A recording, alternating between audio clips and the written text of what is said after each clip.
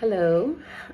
For this week's journal, we will be discussing a scenario that was given a case on a lady named Jill. They did use cognitive behavioral therapy techniques in this specific scenario.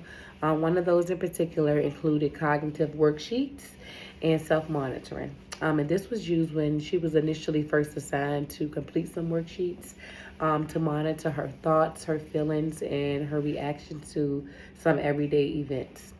Another technique that was used was reality testing and gathering evidence. This was done when Jill had to gather evidence for and against her guilt and her guilt-inducing thoughts. So that was another technique, and also challenging question worksheets. This is when they use the worksheets to systemically challenge her automatic negative thoughts. And the last one that I had that I noted is when they use reframing. This encouraged her. Jill was encouraged to reframe her beliefs about the events of the specific scenario that was given and some of the beliefs that Jill had.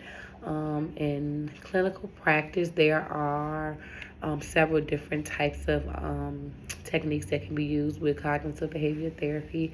Some of these include psychoeducation, cognitive restructuring, Socratic questioning, behavioral experiments, and also homework assignments, which is something that was very popular when doing my clinicals. Now they do that a lot with the patients. Oftentimes they have to go home with assignments to come back and bring completed. Some specific diagnoses that can be used with dialectical behavioral therapy include borderline personality disorder, chronic suicidal ideation, self-harm behaviors, substance abuse disorders, eating disorders, PTSD, and bipolar disorder. For myself personally, I do plan to use all of these in my practice when I do start working. If I do have patients that have these specific diagnoses, as I have seen it to be effective with some of the patients that we work with in clinicals. I have learned that some of the elements of cognitive behavior therapy in some of my sessions, like I said, have helped several of these patients. And I recently worked with a patient that was struggling with generalized anxiety. And during the sessions, we would help the patient identify some of the challenges of cognitive distortions like catastrophizing and overgeneralization. And that helped with this specific patient. Excuse me.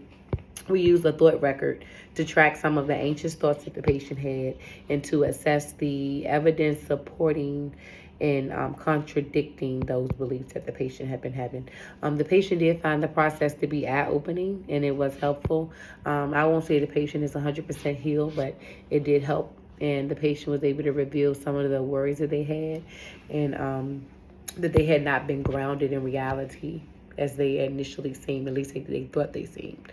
Overall, my experience with CBT has been positive, and I found that patients benefit from the structured approach, changing their thought patterns. That's what a lot of the issues are with the patients and the diagnosis that they have, the way their mind is stuck to think one way, and then when they open up and see that there are other ways of thinking, they can easily heal. Sometimes it's harder for some, but some patients do heal a little bit easier than others.